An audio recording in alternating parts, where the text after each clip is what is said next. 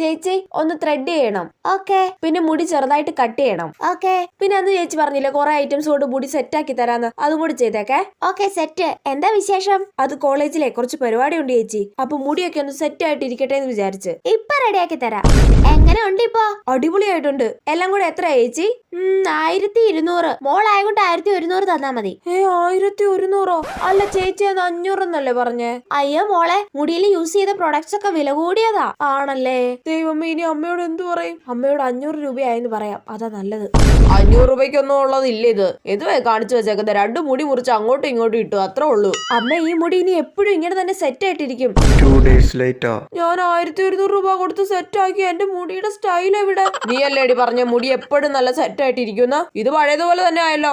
500 രൂപയ്ക്കൊക്കെ 2 ദിവസം മാത്രമേ സെറ്റ് ആയിട്ട് ഇരിക്കത്തുള്ളൂ അമ്മേ. 500 രൂപ വെറുതെ കൊണ്ടുപോയി കളഞ്ഞു.